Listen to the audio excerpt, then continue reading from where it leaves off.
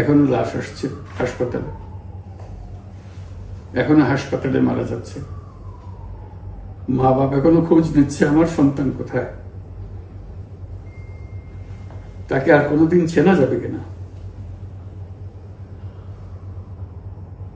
যাদের লাশ দেখছি তার মধ্যে আমার সন্তান আছে কিনা পৃথক করার তো কোনো উপায় নেই। এরা আমাদের সবারই সন্তান, হঠাৎ করে চিরদিনের জন্য চলে গেল। আমরা অবশ্যই তদন্ত করব, তদন্তটা তারা ফিরে আসবে না। আমরা চিকিৎসার ব্যবস্থা করছি, সবাই ঝাঁপিয়ে পড়েছে,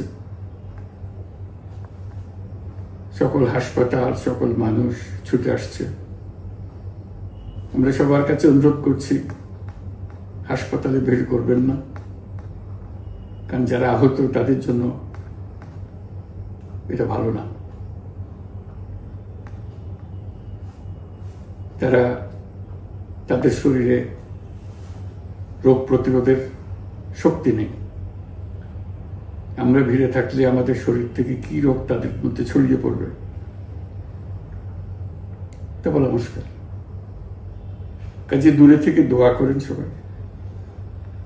আমরা বাবা মা আত্মীয় স্বজন সবার কাছে আমাদের সহানুভূতি জানাচ্ছি। বাংলাদেশের যত সন্তান আছে সবাই আপনাদের সন্তান। আমরা নিজেদের মনকে সান্ত্বনা দেওয়ার চেষ্টা করুন। আমরা সবাই নিজেদের মনে সান্ত্বনা দিচ্ছি, কিন্তু আপনাদের সান্ত্বনা বিরাট ব্যাপার। আপনাদের সঙ্গে, আমরা সবাই আপনাদের সঙ্গে আছি, জাতির সমস্ত লোক আপনাদের সঙ্গে আছে।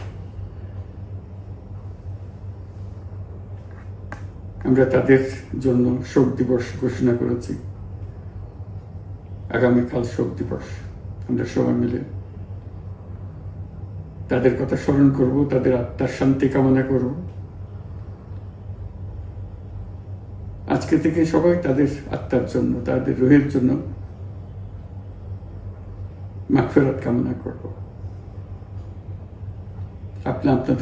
আল্লাহ আপনাদেরকে শান্তি দিন।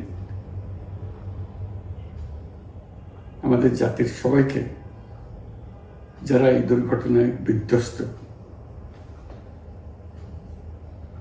সবাইকে আল্লাহ শান্তি দেন।